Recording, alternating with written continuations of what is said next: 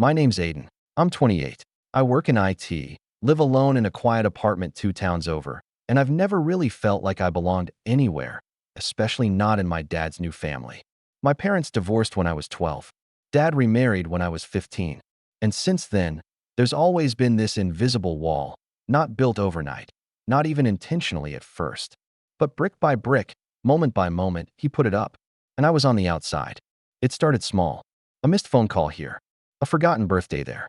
At first, I blamed the chaos of divorce, new routines, blending families. I told myself he was just trying to adjust, that he still cared, that eventually it would even out. But then came the accidental exclusions, family photos I wasn't asked to be in, vacations I wasn't told about until the pictures showed up online, gifts labeled from Dad and Dana to everyone, except me. Dana, my stepmom, never pretended to like me. She had 2 kids of her own, and the 3 of them formed a neat little trio, all laughter and matching pajamas at Christmas. I was always the tag-along, the afterthought, the seat filler. If I sat at the kitchen table, Dana would just need to clean that side of the house. If I made small talk, she'd glance at her phone mid-sentence or suddenly remember something she had to do. I stopped trying by the time I hit college. Still, I showed up. Not for them, but because of my sister, Ella. She's 2 years younger, from Dad's first marriage like me. And unlike me, she was still in their good graces. Always played by the rules. Always smiled at Dana's passive jabs and Dad's weird silence. I think she thought if she kept the peace, she'd be safe from the drift. And for a long time, she was. So when Dad's 60th birthday came around and Ella asked me to come, just to show your face, please, I agreed. I bought a navy blue button-up for the occasion. Got a haircut. Even brought a bottle of wine. The party was at their house, a rented tent in the backyard, one of those slightly too loud jazz playlists humming under the buzz of string lights. Round tables with name cards. Fancy finger food. Everyone smiling in ways that didn't reach their eyes. As I walked in, I noticed my name wasn't on any of the seating charts. No chair reserved. Not even a spot at the cousins' table, which had at least 3 vacant chairs. I found one near the back by the fence and stood there like an extra on the wrong set. Ella came over, hugged me tight, and apologized under her breath. I shrugged, said it was fine, lied like always. The speeches started about an hour in. Dana went first, gushed about her man and how he was the rock of the family. Then her son, Nate, who once stole my hoodie and wore it like it was his, stood up and made everyone laugh with a story about how Dad taught him to shave. Her daughter followed with tears in her eyes and a voice that cracked perfectly, like a rehearsed scene in a school play. Then it was Dad's turn.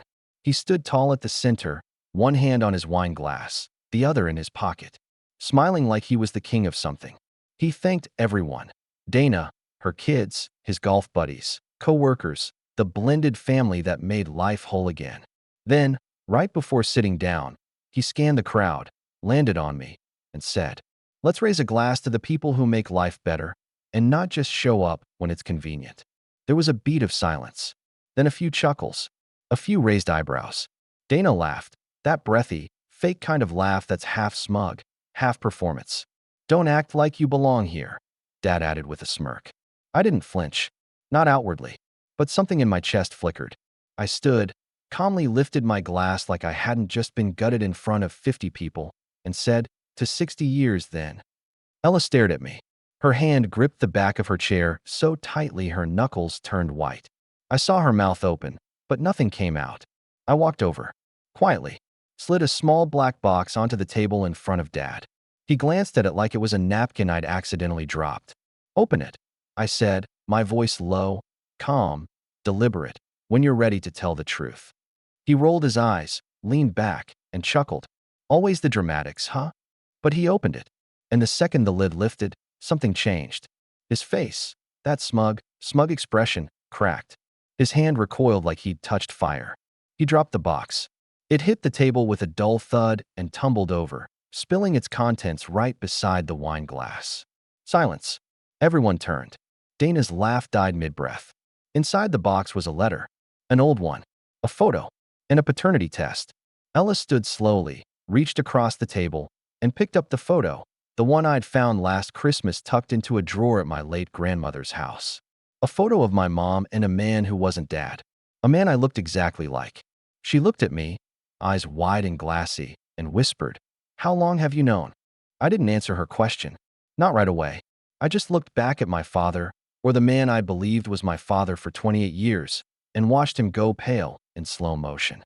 His mouth opened slightly, like he wanted to protest, but nothing came out.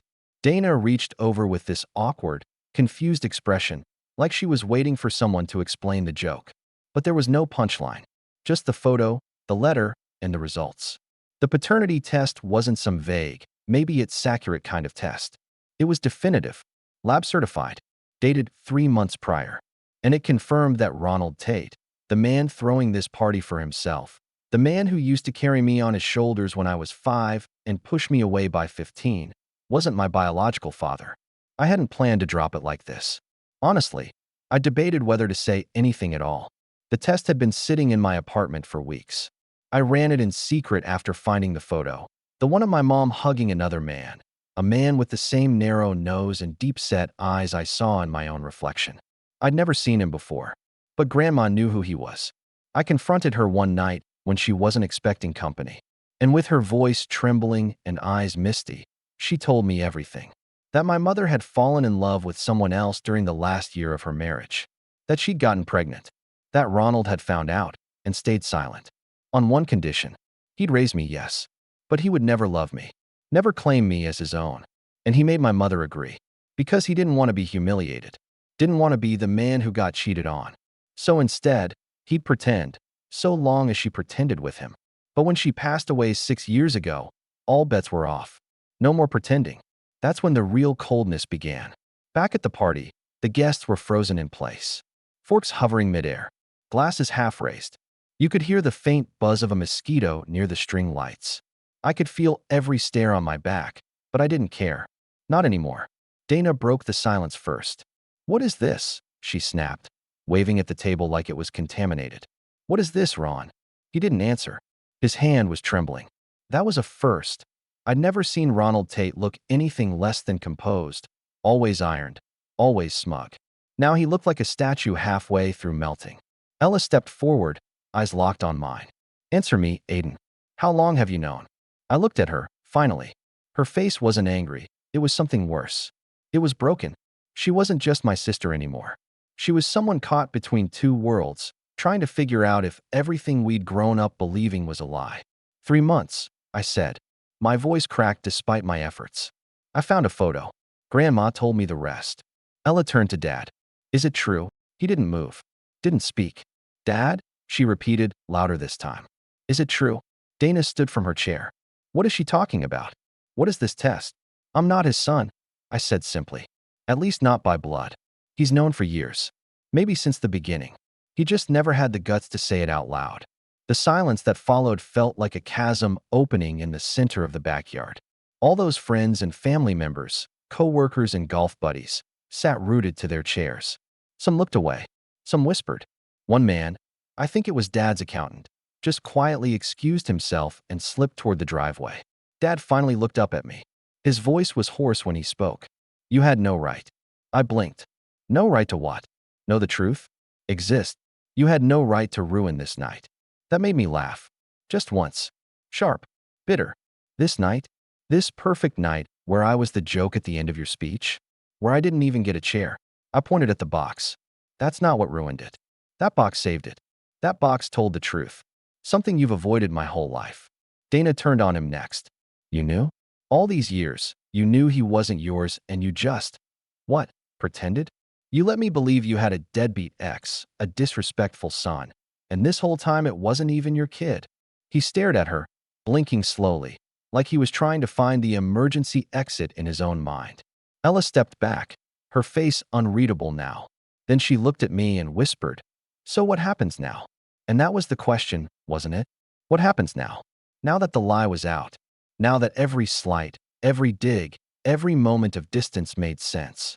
Now that the family everyone believed was real had been split down the middle by a truth buried too long. I looked at my sister and took a deep breath.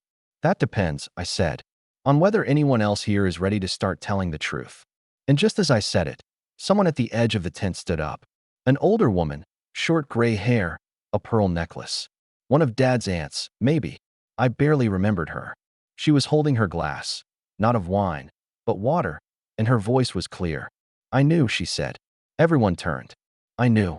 And I told your father to do the right thing. He didn't listen. He said, it would be easier if you just didn't know." My stomach turned. But I didn't speak. Because one confession had started the collapse, and more were coming. The cracks in the foundation were spreading. And I hadn't even opened my speech yet. The air in the tent thickened, like someone had draped a blanket over the whole scene, and no one dared move beneath it. Dad still hadn't said a word. His fingers were twitching against the rim of his wine glass, eyes locked on the box like it might spring to life and bite him again. Dana sat frozen, mouth parted like she was waiting for a line that never came. But all I could focus on was that one voice, the old woman who stood and admitted she knew. "You told him?"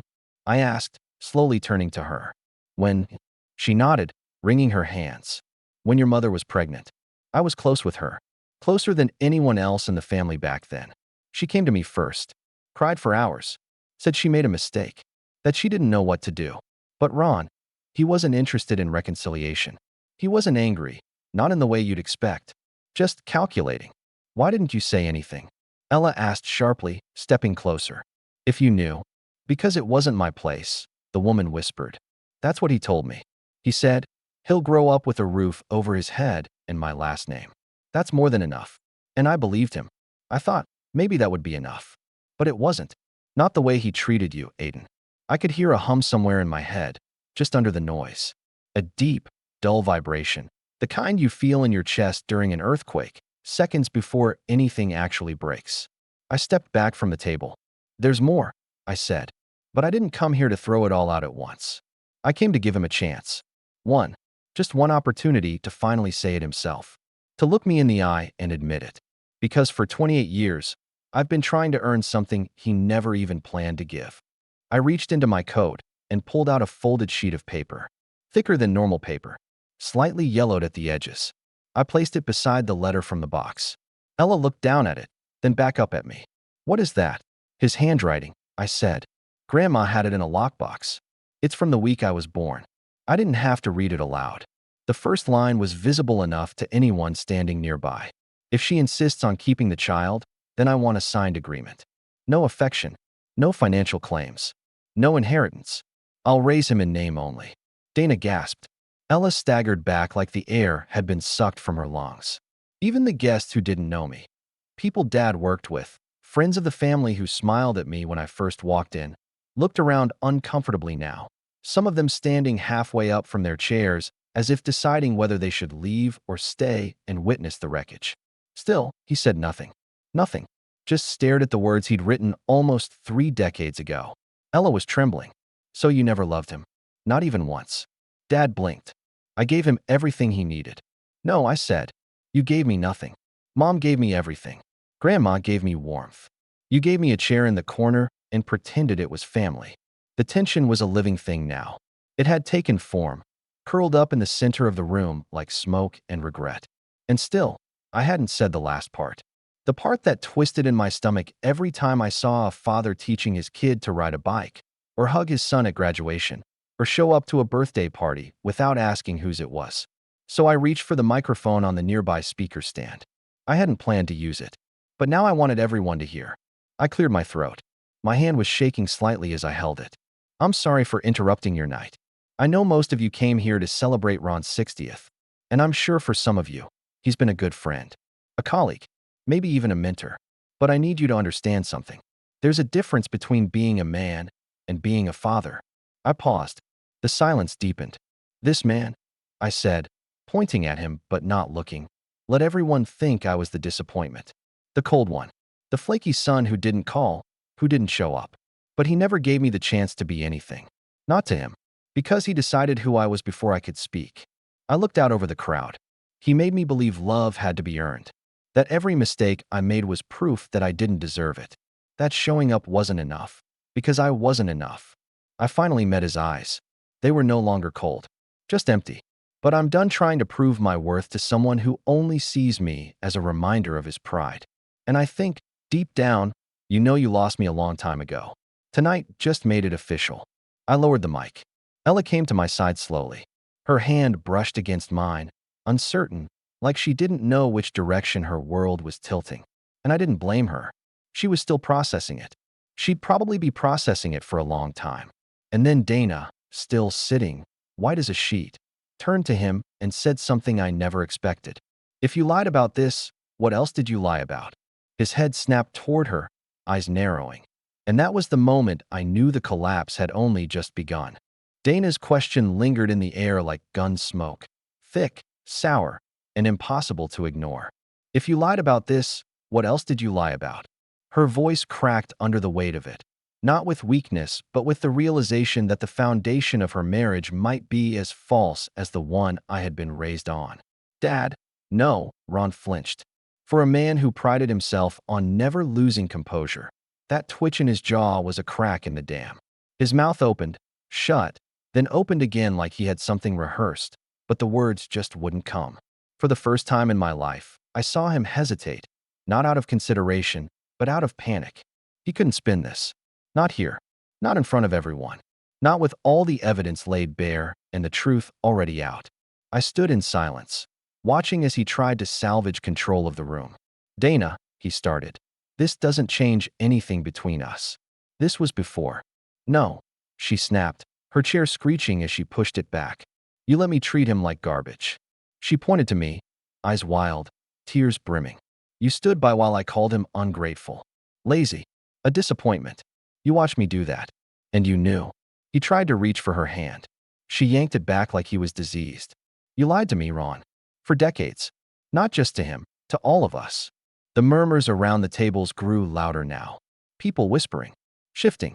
A few more stood and began gathering their things. This party was dead, and everyone knew it. But I wasn't done. I turned to Ella, who hadn't moved. She looked broken, arms folded across her chest, her shoulders trembling like she was trying not to cry. "You're still my sister," I said gently. "No matter what's in a lab result." She nodded, slowly.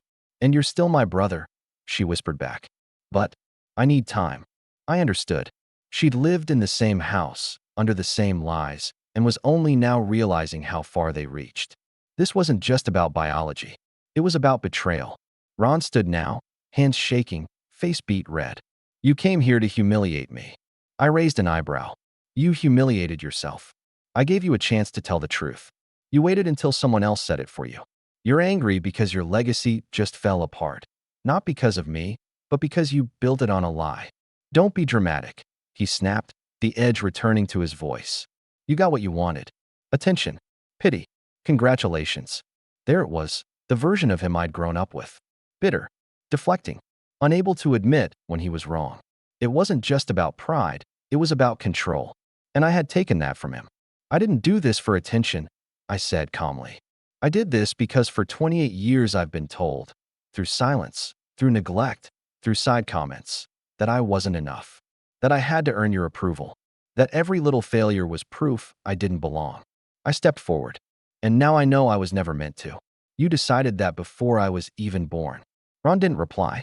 His eyes had turned cold again, defensive, even spiteful, but the power behind them was gone.